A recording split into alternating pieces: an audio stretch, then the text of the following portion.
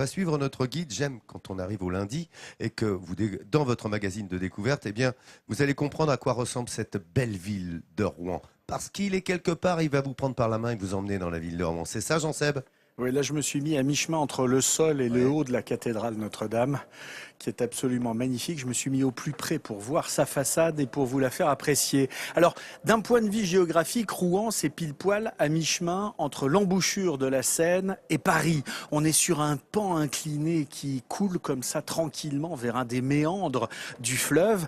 Niveau historique, alors on peut parler de Rotomagus, fondé par les Romains. On peut parler d'un certain Rollon qui, en 911, en a fait la capitale de ce duché de Normandie qui est devenu un endroit extrêmement important dans l'histoire de France, rattaché à la France en 1204 par un certain Philippe Auguste. 1431, on rapporte un procès où une jeune fille s'est fait brûler sur une place dont nous parlerons tout à l'heure.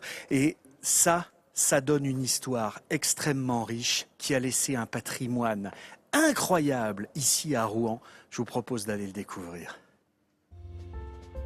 Contempler Rouen, même dans une atmosphère ouatée du matin, c'est plonger dans plus de 2000 ans d'histoire. Et il s'en est passé des choses depuis que les Véliocas ont fondé cette cité celte. Les chefs-d'œuvre architecturaux comme la cathédrale Notre-Dame sont parvenus jusqu'à nous afin de nous rappeler le passé si flamboyant de la ville des ducs de Normandie. Pour admirer Rouen, rien de mieux que de prendre de la hauteur. Du haut de la côte Sainte-Catherine, Jacques, historien et passionné par sa ville, vient l'admirer. Et grâce à ses monuments, pendant quelques instants, il peut remonter le temps. C'est un des plus beaux panoramas qu'on puisse avoir sur la ville.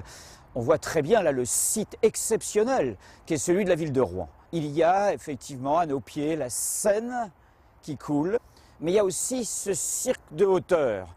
C'est le rebord d'un plateau qui se situe environ à 140 mètres d'altitude. Donc des conditions tout à fait idéales pour le développement d'une ville. Au milieu de l'épaisse brume, des trésors par dizaines apparaissent. L'église Saint-Maclou, l'abbatiale de Saint-Ouen ou la célèbre cathédrale Notre-Dame.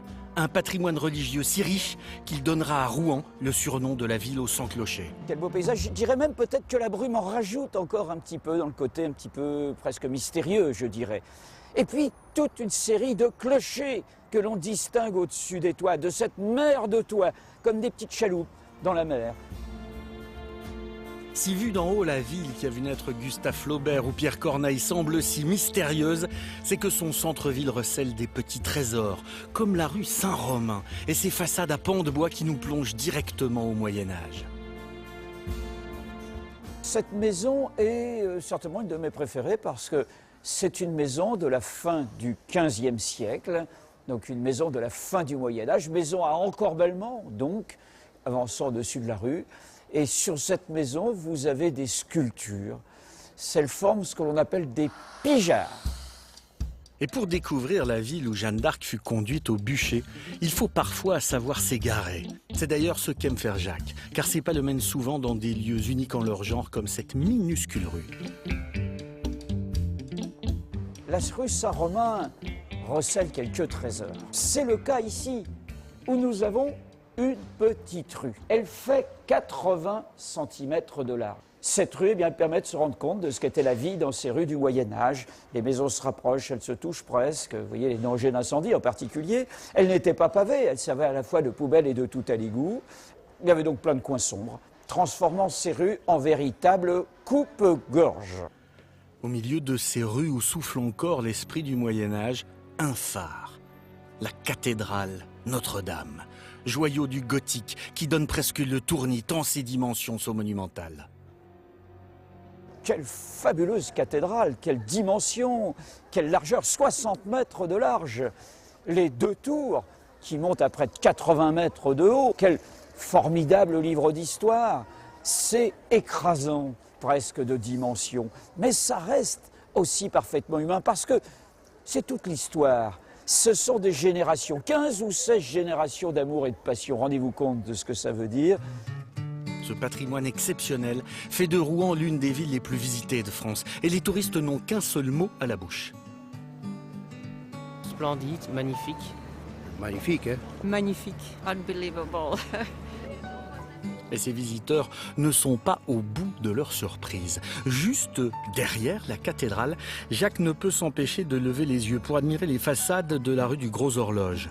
Première rue piétonne de France, avec à son extrémité un écrin, la plus ancienne horloge mécanique du monde et son majestueux cadran doré à leur fin.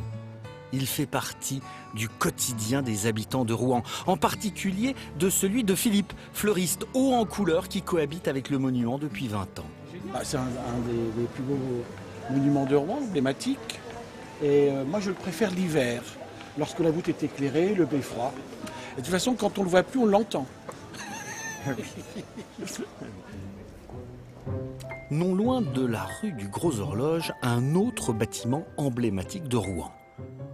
Le palais de justice, un bijou gothique du XVe siècle, si bien conservé que cela relève presque du miracle.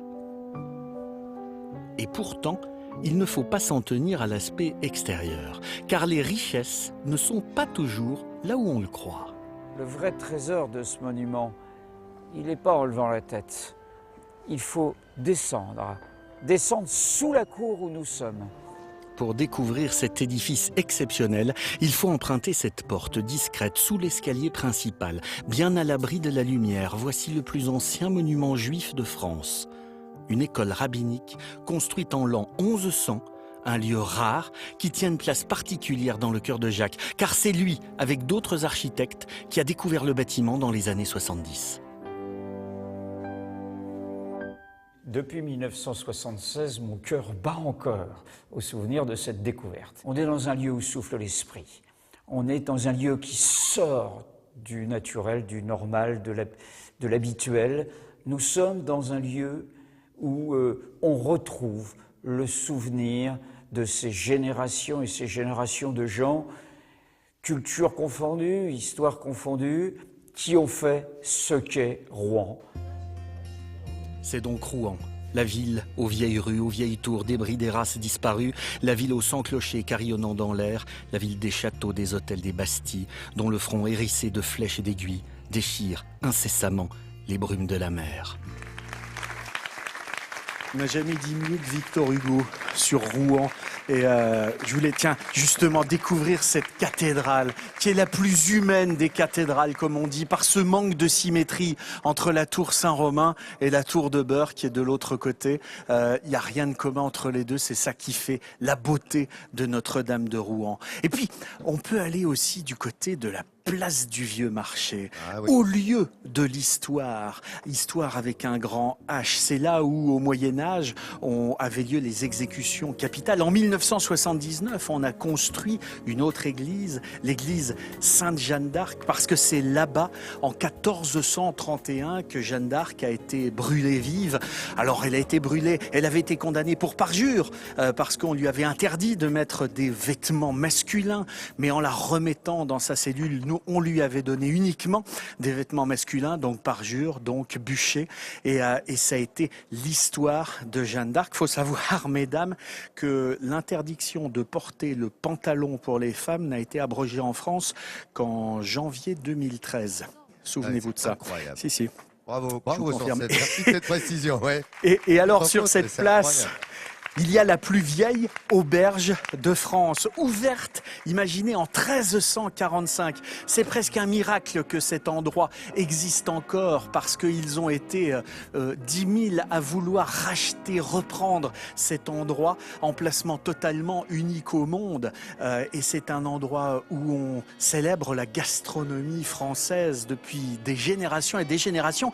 C'est un endroit très prisé par les Américains notamment une femme, Julia Child, héroïne américaine qui a fait son premier repas sur le continent européen, arrivant des États-Unis. Elle est venue ici, elle a mangé dans cette auberge et elle a rapporté la gastronomie française pour en faire des émissions à la télé. Et ça, c'est Bernard Baudry qui me l'a confirmé, qui nous a alerté sur Facebook en nous racontant cette histoire. Et c'est formidable. Aujourd'hui, Rouen est un des lieux les plus animés qui soit autour de cette auberge et c'est magnifique. Merci Jean-Seb de toutes ces précisions, bravo. Alors merci, et vous aussi, vous pouvez nous donner quelques détails comme Jean-Seb vient de vous l'exprimer là. Regardez où il est installé, Jean-Seb, pour vous montrer cette belle image de la cathédrale. Et nous sommes au pied de la cathédrale avec Nathalie, Hélène. Vous l'avez compris, les Rouennais, vous êtes toujours là? Oui.